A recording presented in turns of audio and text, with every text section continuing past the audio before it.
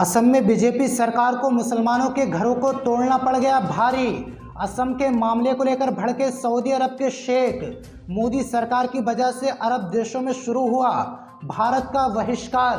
Saudi अरब ने Indian product को ban करने की उठाई आवाज़। केंद्र की बीजेपी सरकार की वजह से सऊदी अरब से आई बुरी खबर। मोदी सरकार पर सऊदी अरब ने कसा शिकंजा। अगर आप भी बीजेपी की गलत नीतियों का विरोध करते हैं तो लाइक कीजिए इस वीडियो को। चैनल को सब्सक्राइब करने के बाद घंटी बजाना बिल्कुल ना भूलें। दरअसल असम में भारतीय जनता पार्टी सरकार ने असम के मुसलमानों को घरों को अवैध बताकर तोड़ दिया। जब असम के मुसलमानों ने बीजेपी सरकार के कारनामों का विरोध किया तो मुसलमानों को पीटा गया और इस दौरान असम के कई मुसलमानों की जान चली गई थी। लेकिन अब असम के मामले को लेकर सऊदी अरब के शेख भड़क उठे गए और बीजेपी सरकार को तगड़ी फटकार लगाई है।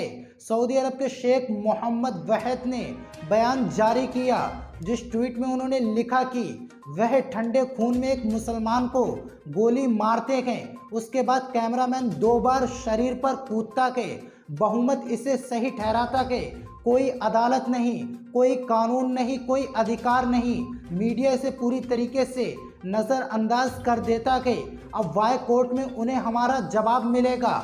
हम भारत का सामान नहीं खरीदेंगे, भारत का बहिष्कार करेंगे। यानी कि सऊदी अरब के शेख का कहना है मुसलमानों पर गोली चलाई जाती है लेकिन भारत की मोदी सरकार इसको सही ठहराती है। इंडिया में ना कोई अदालत है, ना कोई कानून है, ना कोई अधिकार है। हम भारत के सामान का बायकॉट यानी बहिष्कार करेंगे। ये बयान किसी और का नहीं है बल्कि सऊदी अरब के शेख का है।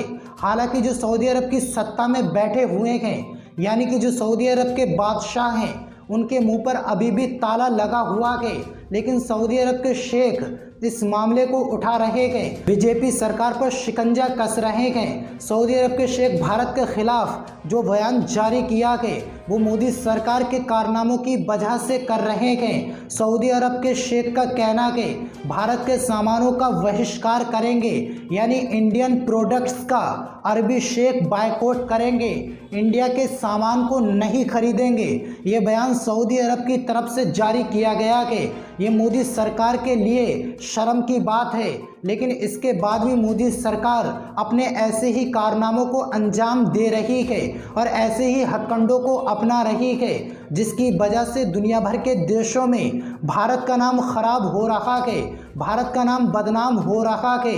और इस समय सरकार की वजह से सऊदी अरब के लोग इंडिया का बायकॉट करने की बात कर रहे हैं, इंडिया पर कड़े बयान जारी कर रहे हैं। लेकिन इस पूरे मुद्दे पर आपकी क्या राय है हमें कमेंट बॉक्स में ज़रूर बताएं। मिलते हैं अगली वीडियो में, तब तक के लिए अल्लाह हाफिज़।